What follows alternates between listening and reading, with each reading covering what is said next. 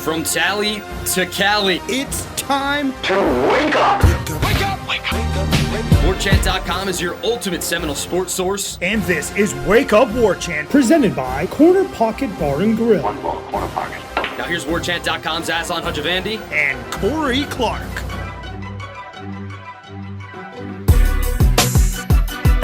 Wake up! What is up, everybody? It is Wake Up Warchant, presented by Corner Pocket Bar and Grill, Tallahassee, Florida. Coming up on today's show, Tuesdays with Tom and talking coordinator press conferences. Wake Up Warchant, presented by the Corner Pocket Bar and Grill, Tallahassee, Florida. CPTallybar.com, the website.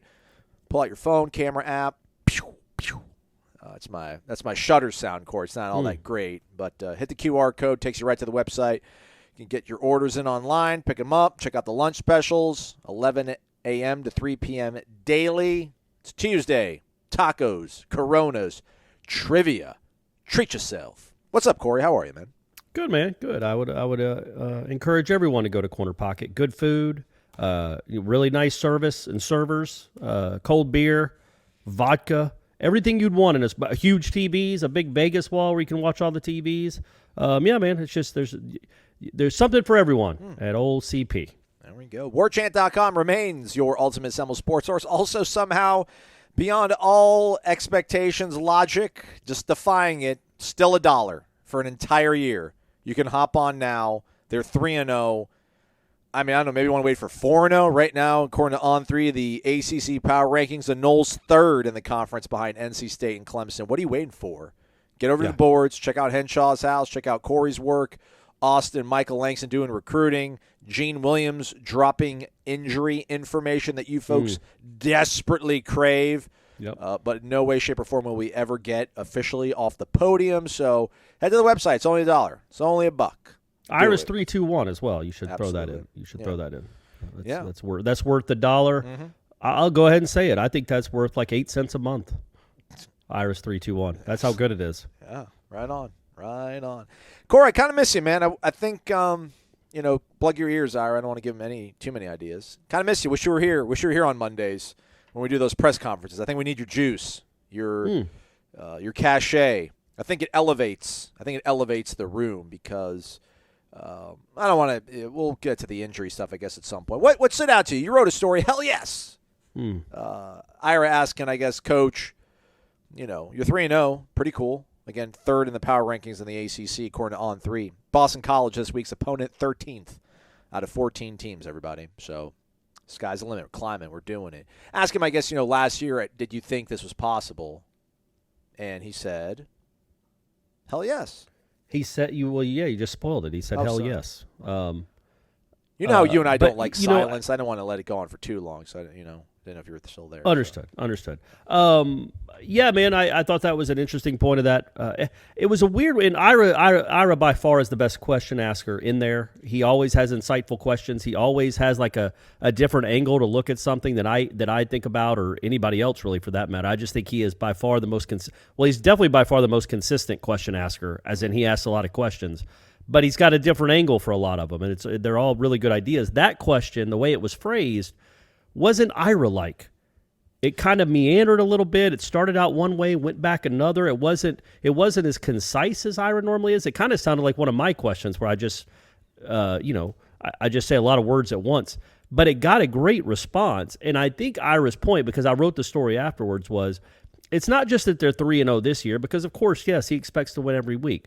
But, man, think about them being 0-4 last year. Think about them late in the second quarter of that Louisville game. They've lost to Jacksonville State. They got the tar beaten out of them by Wake Forest, and now they're down to a pretty average Louisville team, 31-7. And here we are less than a full year later, and they're 3-0. They've won 8 of their last 11 games, and we all know the 3 they lost was against NC State, very good team without your starting quarterback, at Clemson, at Florida. Those are the 3 games they've lost in the last basically calendar year. They've gone 8-3 in their last 11. If they win this week, which they're a prohibitive favorite to do, they're 9-3. So I think that's the framing of that question. Yes, of course, every coach in America, well, probably not every coach. I doubt Shane Beamer thought they were going to win on Saturday when they played Georgia. But you'd want your coaches to think, yeah, we got a chance to win this game, or we're going to win this game. But what this program has done in a calendar year, considering, and I would say, I know Jacksonville State was the low point, but that was such a shocking, stunning, weird loss that I really thought the second quarter of the Louisville game was absolute dreadful rock bottom. Okay. Right. Because again, I've said this a bunch, but Ira literally said, I might have to do something else with my life. Nobody loves covering sports more than Ira. But it was, you were covering an 0-4 football team that was about to give up 60 points at home to Malik Cunningham, not Lamar Jackson. Malik Cunningham's a nice player. He's not Lamar Jackson. And that's not a very good football team. It's not terrible. It's just not, they weren't playing Alabama. This wasn't Bryce Young throwing to all those great receivers. And you're on pace to lose by 60 points at home. And then from that moment, the second quarter of that Louisville game until now, look, man, I think this is one of the best 20, 25 teams in the country. I think you could make that argument, right, Aslan? 8-3. Yeah. Those 3 losses were all close. Now, Lord knows some of these wins have been close too, but they have completely flipped it. Where and I think that was the nature of the question. And it was a good response by Norvell, who always has good responses at that moment. But he said, yeah, hell yes. He goes, and, he even said, which I thought was really insightful and a really good line by him. He was talking about, we've won some games since that Louisville game last year, but I'm still pissed about he basically was saying, I'm still pissed about the ones they lost last year. Like, we had opportunities in that game and they lost. And then he said, that's the right tone to strike. And I think the best tone he struck was, and we're still not anywhere close to where we need to be. We know we haven't played close to a good football game yet. And I think that's what fans need to hear, because he knows, man, you are not coaching at Memphis. You are not coaching at Georgia Tech. You're not coaching at Colorado or any of these other places that would be cool with 7 and 8 win seasons. You are coaching at mother effing Florida State. And 8-3, as good as it is, and as much as a sign as that is a turnaround, 3-0, as great as that is right now, that is not the ceiling. That is not the goal. The goal at Florida State is the mountaintop, not, base camp. You want to get to the peak, man. And so that's where I think he's striking the right tone with his fans and his electors, the people that pay his salary, essentially. Constituents. His constituency is basically saying, yeah, man, we're happy. And he even said it. He's like, we're 3-0. Yay. That's a direct quote.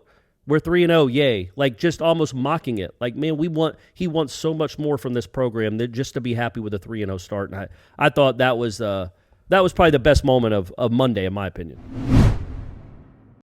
Yeah, I guess he could have done the whole, hey, man, winning's hard. I'm enjoying this. We should be enjoying this. But it wasn't that at all. It was, we got to get better. And everybody in that room knows we got to get better. So that's a good sentiment to have as a trap game sits in front of you here, possibly. Well, I don't know. I mean, they're 2-touchdown favorite. I don't think Boston College got enough firepower. But anyhow, it's still good to hear that kind of stuff. What about the rest of the coordinators? I guess we'll go with Alex Atkins maybe. We'll go in chronological order of who we had. He's also he's a good dude to talk to. I like him. Very confident guy. Just, this is what I do. Guys go down. I plug dudes in. Thing keeps running. What? Next question. Yeah, I thought he was good as always. I love transcribing him because he's pretty succinct. Yes, he to is. The point. Not a lot of ellipses with him. It's just, one thought, about 25 words. Jordan's a baller. Done. Yeah.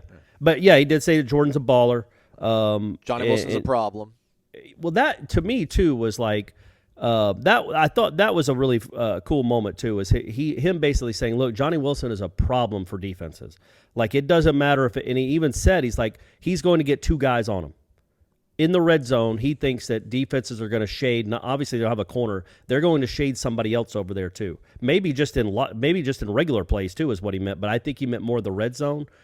And he goes, he's a problem even for 2 guys. 1 guy, 2 guys, he's going to be a problem, but also that opens up things for other people, which it absolutely should. Like, if you have a receiver, you have to give them extra help. It's almost like putting 2 guys over there, like teams used to do with Calvin Johnson back in the day. Mm-hmm. Man, that should open up everything. It's 10 on 9 after that. And you have a running quarterback, theoretically, if and when he comes back. You have a running quarterback, and you should really be able to take advantage of having that guy. But, yeah, that was funny when he said Johnny Wilson is a problem. He is a big-time problem for defenses. And it's like, yeah, no duh. No duh. He's a problem for the Florida State defense. He has been for 5 weeks. Certainly a problem for Louisville's defense. And I think if now with that confidence, I might be wrong. Maybe it was just one great game. I think that throw against LSU in the end zone, I think now that he's got this Louisville game under his belt, that's a touchdown too. I just think now that he's made these kind of catches in games, man, I think he snags that against LSU too, and I think you might start seeing some craziness out of this kid. Really, honestly. And so he talked about Johnny Wilson. He said Jordan Wilson's a baller. He loves watching him compete. Jordan Travis. Jordan Travis, Jordan Wilson, sorry. though. Thank you for your service, though, Jordan Wilson. Appreciate it. Jordan Wilson, man, you were part of the turnaround, my man. Yeah. You were part of the turnaround. You got screwed on the offensive pass interference at Boston College. I don't know what to tell you, man. That play still makes me mad. Lots of you. But yeah, so talking about Jordan Travis and talking about him in the present tense, as in I love the chance that I get to watch him do this. Not I love the chance that I got to watch him do that. Yeah. But more like I get to watch him do this. As in, Jordan Travis is going to be around this season, folks.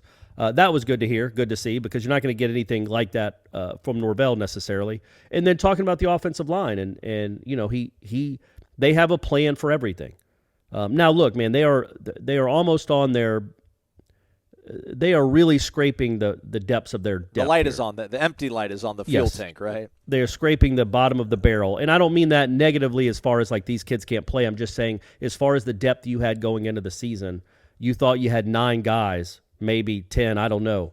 But obviously you've lost 2 for the season, and Bless Harris and Caden Lyles. One was a starter. One might have started against – he probably would have started against LSU, I guess, because Maurice was still coming back. But he was probably a depth guy, but still, he was nice to have. Absolutely. That's a nice bag, club to have in your bag. Well, he's gone, and now we have no idea about Robert Scott. And we might not know for a while. So you are now Darius Washington. You've got your 5 guys now, and if you lose anybody else, well, then you're looking at Armella, you're looking at Estes. Then you're starting to play guys that have not played yet. And that's where you start to wonder. Right now, I think you're okay because, those 5 that you got up front are all guys that have started a lot of football, including Darius Washington. But, yeah, I thought Atkins was good about that, saying, look, I wouldn't be doing my job if this person goes down, this is what we do. This is our plan. And then you get them ready for practice during the week. So he was insightful too, man, as he always is. How about my guy, Adam Fuller? He didn't like I try to cram too many questions in my one question. He ribbed me, but it's fine. Me and Adam, we go back. Worcester, back in the summers, and then we swing at the vineyard.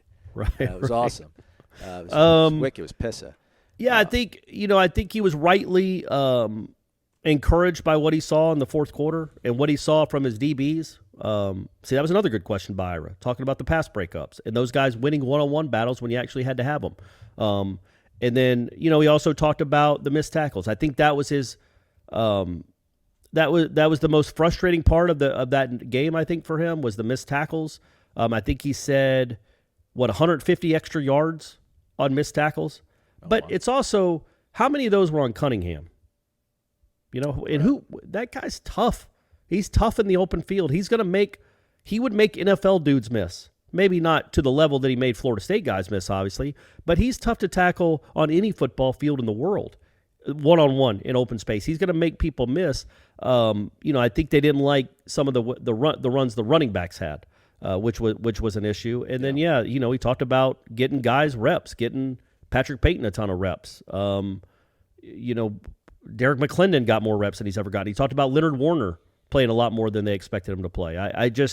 He seemed okay with what he saw, but he clearly wasn't pleased with the totality of the game, but he certainly seemed pleased with their fourth quarter response because, again, that was, as you asked, I think that was your question, right?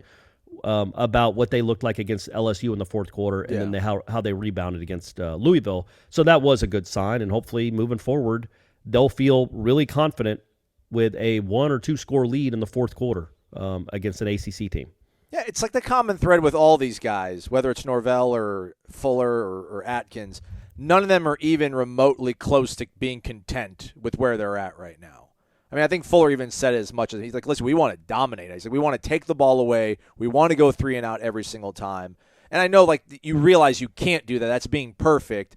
But, like, they are striving for something greater than what they've put on the field so far, which is, like, the exciting thing to think about. It kind of brings it full circle to what Norvell said. Like, we still haven't really put together our best or a great game of 60 minutes yet. So then you start thinking, you know, as this season starts going on a little bit further, and if these guys can stay healthy or come back, then, you know, you're looking good come late October, early November when those really big games start coming up. Yeah, and I think Fuller said that he said, look, we had 3 and outs, a 4 and out, and 3 turnovers. So that's 7 really good possessions. And he goes, but the great teams have 12 or 14 really good possessions. And we did, and he said the same thing about the offense, like that the offense, you know, they had 5 really nice drives, but there was a lot of hiccups in there too, and a turnover and a couple turnovers maybe. Yeah, that's right, a couple interceptions. And so, you know, he was saying that the great teams, you know, it's nice that they're finding ways to win, but the great teams don't have 7 out of 12 good drives. They have 11 out of 12 or 12 out of 14 good drives or good possessions or good series, and that's what they're still striving for. And I think when you watch this team, man, we all understand it's not a great team. As I've made the argument, I don't know who is great out there. Georgia, clearly. Alabama, probably. I don't know that anybody else has proven anything. I'd say, you know, Kentucky, I don't know, USC, Ohio State. Like, those are the 5 that have probably done the most in the country. But you wouldn't, I don't know that other than Georgia, you would call any of those teams great. But, you know, I think this team is getting a lot out of what it is. And when you start building that confidence, man, all of a sudden, when you expect to win in the fourth quarter, not just, man, this is great, we're in the game, but you expect to win in the fourth quarter, that can be powerful. And I think that's what these coaches are hoping takes with this team. And you get to a point where you don't let Boston College hang around. You don't give them a chance, and you don't give them hope because they do want to come in here and kind of just lay down. They don't, you know, maybe those guys expect to win. I don't know. I wouldn't think it with the way they played to start this season. But, they 1-2, right, Aslan? And the one win was against Maine? Maine, the Black Bears. So, you know, they're not expecting to come down here and win. So put it on them early. Do what good teams do, not what great teams do, because this team isn't great. But a good team kind of takes care of this early. And you kind of have a comfortable lead in the third and fourth quarter. That would be another, where we keep looking for these steps. And that would be such a really positive step for a team coming off an emotional win. You get an extra day rest, but coming off an emotional win, 2 really, you come in at home for the first time in a month and play well. Don't just play well enough to win. Play well. Kind of dictate terms of a football game. And I think that's what all 3 of those coaches, well, Papuchis too, for that matter, and I guess we'll get to him in a second because we got to talk about the kicker. But I think all of those guys that's their sentiment, and it's the right sentiment, right? We don't think it's coach speak. It's not like Jimbo coming in after the Pittsburgh game and being like, well, there were still some things we missed out there. No, there wasn't. You just had the best quarterback performance in I don't know, football history to start a career. There was nothing that was missed. You guys maximized. That wasn't this. These guys are speaking the truth. There is a lot out there. They have not played their best football. You know, that not just the kicking. You know, goal line calls, fourth down calls, third and short calls. Like they scored 24 against LSU. Probably should have scored somewhere in the neighborhood of 35 or 38. They scored 35 against Louisville. Easily could have had 45. That's awesome that they can get. That's awesome that they have that potential. But now it's a matter of maximizing it and reaching that. And so yeah, I mean, I don't get the impression at all that they're content. And we'll see today and Wednesday when we're allowed to watch practice. But if I know Mike Norvell as well as I think I do, man, it's going to be the same hard practices. There's not going to be any let up from him at all. Tom Brady or Aaron Rodgers, Bucks Packers. Mac Jones, Lamar Jackson's a show of young guns in the NFL taking on the old guard. Nothing makes these matchups more exciting than having part of your rear end in the jackpot over at MyBookie. MyBookie has super contests, survivor pools, and a double deposit bonus that gives you everything you need to secure the bag, as the kids would say. Getting started, it's simple. Sign up today over at MyBookie. Use the promo code WARCHANT, and you'll double your first deposit instantly. That's promo code WARCHANT to double your deposit up to $1,000 at MyBookie. It's not your grandfather's bookie. It's your bookie. It's my bookie. Put your money where your mouth is. Get rewarded for it. Begin your winning season today exclusively at my bookie. The Noles still 16.5-point favorites. Take the over on that as well, too. I mean, put those two together. Parlay them. Have some fun out there, kids. Make some money. It's over at mybookie.ag. Use that promo code WARCHANT. That first deposit gets doubled. Yeah, kicker, though. Ryan's our kicker. Man, I wish somebody had the belief in me when I don't, like in terms of, oh, yeah, as long as you'll get married and have kids, when there's absolutely no real basis for that. I don't have belief in that, but I have belief in you and your job. Okay. I thought that's where you were going, not your relationship history. Well, I'm just trying to think what we can make an equivalent to a guy who's, so he's 3-6 on the season, so it's not terrible, horrible, but it's not good. It's not great out I feel there. like all those kicks were 25-yarders. Yeah. The kicks that have mattered, and it's always Bobby Bowden used to always say that the big one is the one he loses. Like anytime he'd lose a game, it's like, oh, he can't win the big one. He's like, well, what about the other 8 that I wanted to get here? Those were all big. They would have been big ones if I'd lost. I think maybe the same goes with kicking sometimes, where anytime a kicker misses, it seems like a huge kick and a huge deal. But in these instances, they really are enormous kicks. Yeah. He did make one. He's made all his extra points, but those 2 kicks in that game, especially the second one against Louisville and the one against LSU that was short, those aren't, it's just they don't. It's not just that he's missing, right, Aslan? It's that they're not close. They don't look struck confidently. Yeah. Not that I run a kicking school, but a D1 kicker at Florida State, considering the names that have rolled through this place in the last 20 years, 25 years, to leave a 47-yarder short, and then to the ones that he kicks, the way they look, just the way they look in games, reminds me of when they used to have kind of off-the-radar teams on Thursday night, when you would watch Troy play Louisiana Monroe. And you'd see a kicker try a 44-yard field goal. He might make it, but it just doesn't come off the foot with the same authority, height, ball flight, end over end that you see from the great kickers. And that's what – and I've said this since August, right, Aslan? Like I've been as much concerned about the way the ball comes off his foot and the way it looks in the air as to whether he as much as I have if he makes it or not. And those 2 kicks against Louisville and the one against LSU, they didn't look right.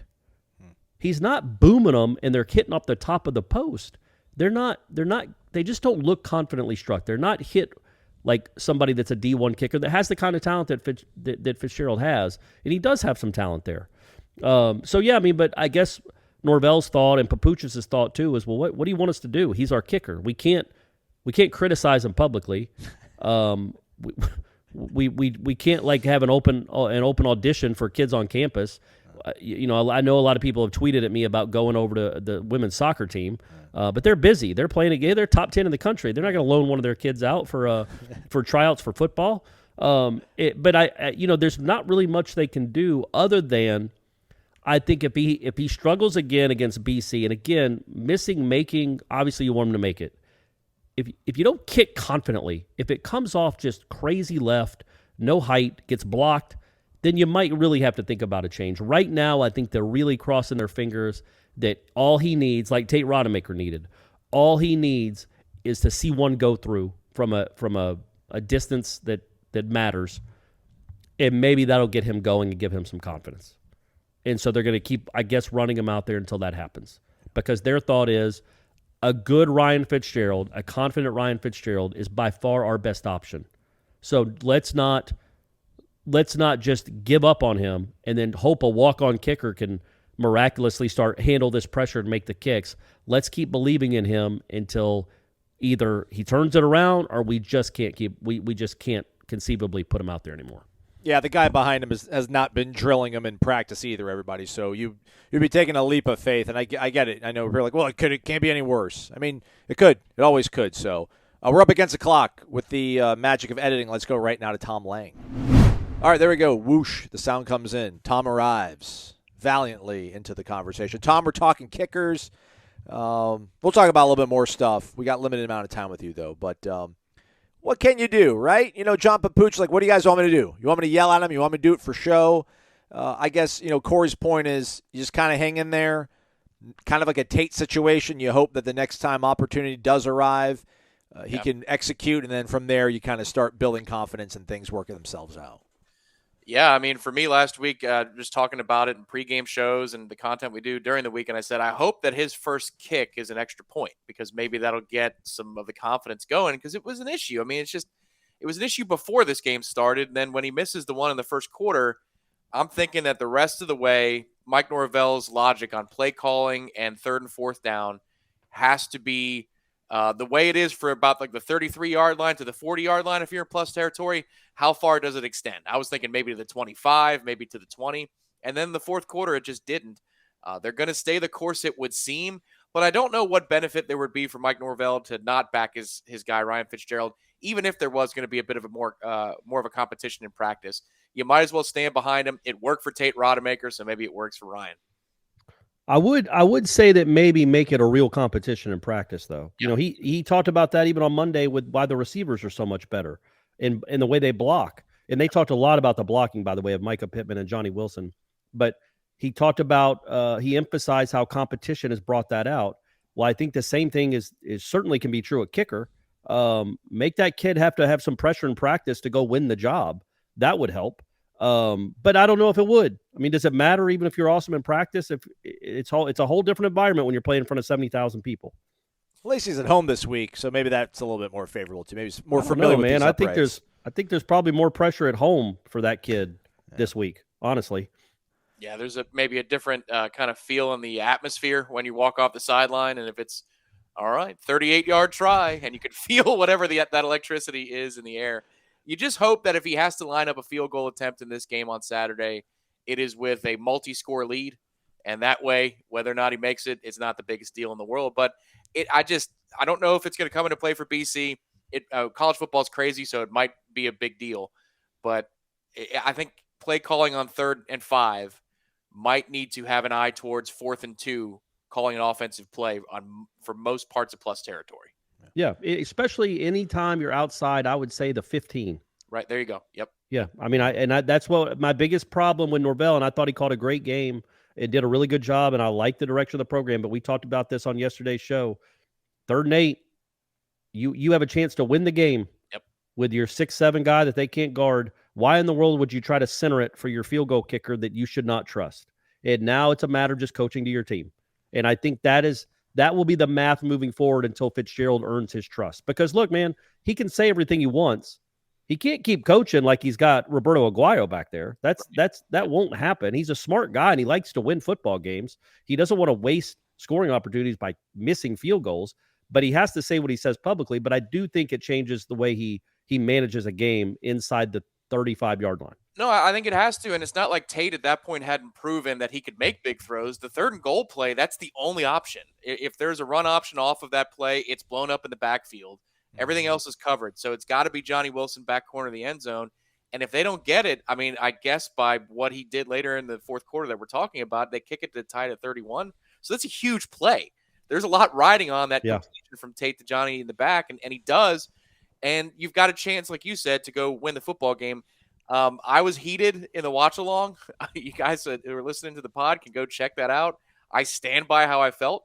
But, yeah, I mean, when the stakes are higher, like there are so many positives, gobs of positives to talk about with this program, and that should get the lion's share of attention. But as Florida State progresses now, you need to document these things that Mike is doing in the heat of the moment, because there are going to be some high-stakes football games if he continues on this trajectory that his decision-making is going to be the only thing we question. Not injuries, not depth of the program, not culture, not anything. And hopefully he grows as these situations continue to present themselves. Yeah, it's a cool thing, man. We're 3-0 right now. 16.5-point favorite against the conference opponent. Who'd have thunk? Just kind of goes to show you how much of this turnaround is quite on its way. I mean, big picture stuff right now, Tom. I mean, I guess it's really good timing that they do get Boston College with all the kind of uncertainty we have right now with the injuries, because I don't know if it will come down to kicks, but who knows? We'll see how it all kind of shakes out. But just, assessing the way they played against LSU versus the way they played against Louisville, everything they had to kind of deal with, just how kind of excited are you for what this team can be here in the following weeks? I mean, we mentioned at the top of the show, On3's got the ACC power rankings. They got Florida State third behind NC State and Clemson, and it's probably hard to argue against that right now. Well, I think we should take it. I'm happy with it. Yeah, I mean, if you want to look at it from a certain perspective, a positive one, you could say they spotted Louisville 7 points in the second half of that game, and there were a ton of twos on the field, and they still found a way to win the ball game. I mean, and they needed to score 21 points or 18 points in order to win the ball game, and they did.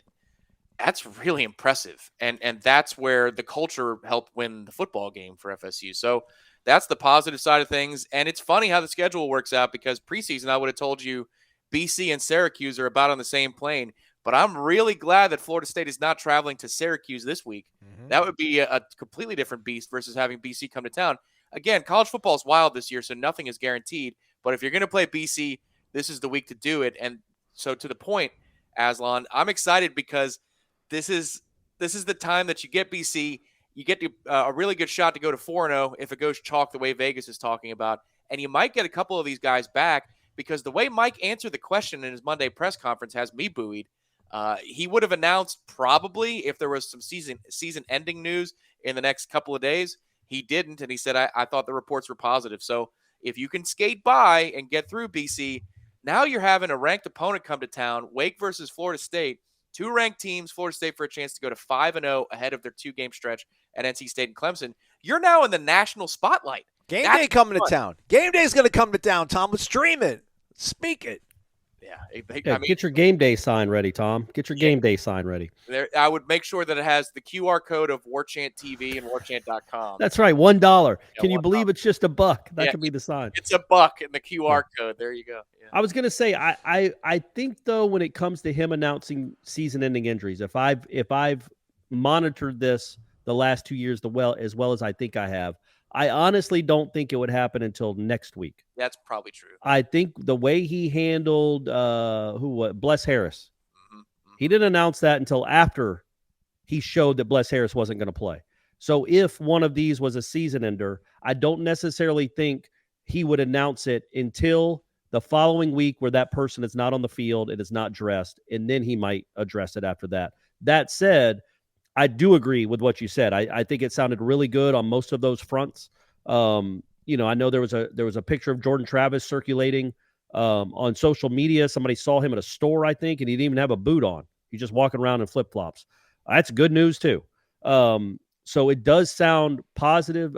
If you guys didn't hear the press conference, and I don't understand what's wrong with you if you didn't, but he basically said I can't remember exactly how he phrased it, Aslan, and I wrote it down twice. It was he was pleased or encouraged by where the reports were on those guys. Is that what he said? I mean, that's essentially what he said, right? The reports he got back, he was very pleased with.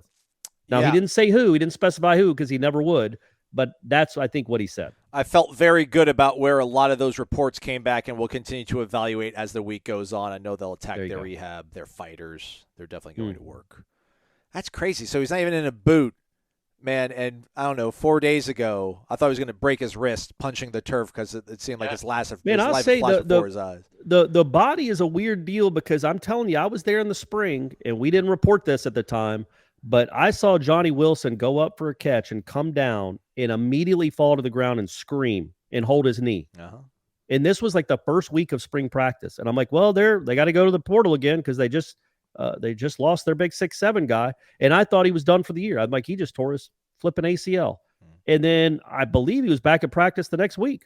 Yeah, so those reactions in the moment can sometimes not be a real great sign of what ends up happening. But yeah, I thought when he was pounding the grass, you're like, okay, he's done for the year. Now it seems like worst case, and this is complete speculation. Worst case would be Wake Forest, right? You know what I mean? In best case, might be that he's playing this Saturday. And I will say this: if he can play, he needs to play. Okay. He needs to play. You can't do what Jimbo did against Wake 10 years ago and say, you know what? EJ's 50-50. Let's roll with Clint. We can beat this team with Clint Trickett, and we'll give EJ another week to get ready. And then middle of the second quarter, you're like, well, no, we got to play EJ because Clint. You can't do that. Yeah. If Jordan Travis is an emergency quarterback, Jordan Travis is your quarterback. That's my opinion. You're not good enough to take anybody lightly, except maybe Duquesne. Thoughts, guys? I was going to save it. I was going to ask him on Monday, but I might save it for later this morning when we speak to him. I was just going to ask him if Tate's performance at all changed the calculus of how you evaluate Jordan's availability. Like, I know it's going to make him upset, but like, but to your point, Corey, I don't know if like maybe you saw enough from Tate and you're seeing that Boston College doesn't have a viable offensive line that maybe you're like, we're in a position now where we can make sure Jordan's fully. I don't know. I know what would we think about maybe that thought? Yeah, I think it's a fair question. I don't know that he'll give you an honest answer. He might redirect or give you a political answer. But, I mean, how could it not, if Jordan is in pain and he's injured, and because if it's, let's just say you're playing for the right to go to the college football playoff and Jordan is hurt/injured, you would ask him in that moment, can you do it? And that question might not even come up now on a Thursday or a Friday if Jordan is in that position. But Corey's right. If he's available and he's going to put on the uniform anyway, I think you play him. I remember that game. That was a little sleepy nooner at Wake Forest off of a bye week. Yep. And that was a disaster of a day all the way around. But I think that line, whatever that line is, Aslan, it's got to move a little bit based upon what you saw in the second half. I do think that. I think that if the way Rodemaker played, you have confidence now that if Jordan can't, like, you wouldn't want him to risk further injuring it when you have so many big games left in the season. Yep. But those games get less big if you lose at home to Boston College. They just do. So yeah, great. You saved him for NC State. Okay, well now you're 3-2 or 4-1 when you should be 5-0. Like every game matters. But again, this is pure speculation. We'll certainly know more later in the week because we get to watch practice. If you're not practicing, maybe you're not playing. We'll see how all that develops over the course of the week. But yes, I do think the way Tate played gives you some confidence that he can handle it. But as I told Aslan yesterday, Tom, and let me know if you agree with this, like, I think it's one thing to be thrown into the fire without even getting to think. Mm-hmm. Yep. We saw it with Xavier Lee every time it happened. He just goes into the middle of the Alabama game and looks like a Heisman Trophy winner. Yep. And then he'd get progressively worse and worse the more of the expectations were thrown on him. And the more he had to think about being the starting quarterback. And I wonder, the one question I'd have left, well, there's probably still plenty about Tate Rodemaker, is how do you handle being the starting quarterback for an entire week? How do you handle the pressure that comes with that? How do you handle knowing that it's you? Instead of just being thrown out there and not even having a chance to really think about it, you have 6 days to think about it. And that's the next step in his development, is being able to handle that pressure. And there's nothing that says he would handle it great until we see him handle it. Yeah, I agree. On Monday's JCS, I said the same thing, that the question is not retired yet with him. It's different now. And look, I'm happy that Florida State's playing a home game for the first time in a month. I like being able to drive to the proceedings for a pregame Indigo and things like that. And to be on a Saturday schedule. These are all good things. But in a way, I feel like there's more pressure when you go in front of your home crowd that's going to be, of the 70,000 plus, 67,000 of them, 69,000 of them. Yeah. Nice. Well, you guys going to say, you think BC's bringing 3,000 fans? I don't know. That might be the support staff and the parents that get up, on the coach plane, because it ain't maybe Adam Fuller's family. Yeah, exactly. His whole extended family. Yeah. We Irish have big extended families from the Northeast, so maybe. But yeah, in a way, I feel like there's more pressure with that. And so if he can handle this, though, then I believe the question is retired on, can Tate Rodemaker handle things?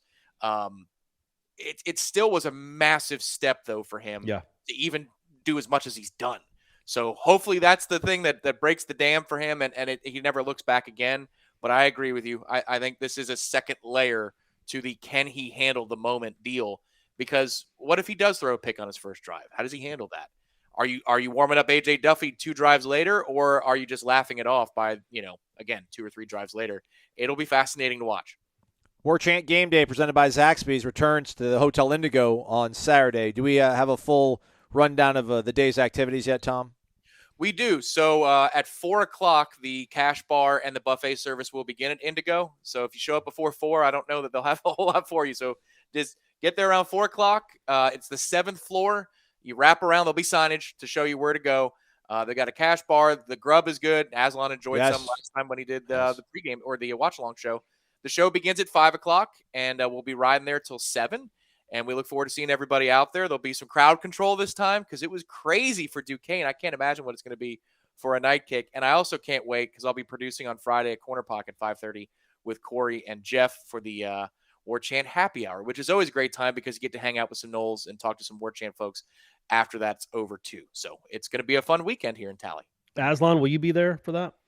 What, Corner Pocket or the? Yeah, CP. Yeah, maybe. Yeah, 3-0. Why not? Yeah. I'll sure. show up after You're the. good. I don't. Hey, what? That's a very skeptical, cynical tone. Well, out I of you, just figure Corey. you'll probably have something going on Tinder. The last minute adjustment.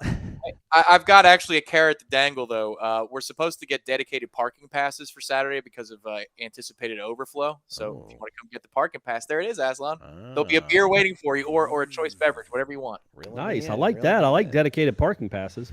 Dominic Robinson returns also to the watch along, and then the post game show with Gene and Tom also going off after the game. So stay connected to us. Head over to the website, warchant.com. It's only $1. Seminole headlines 1 to 3 o'clock since it's Tuesday, everybody. And watch the practice video. We'll try to get people in the shot that are practicing, and then maybe that'll give you some of the answers that you want. Tom, thanks for hanging out, man. Awesome talking to you guys, as always. He's Tom. That's Corey. I'm Aslan. Thank you so much for listening to Wake Up Warchant, presented by Corner Pocket Bar and Grill.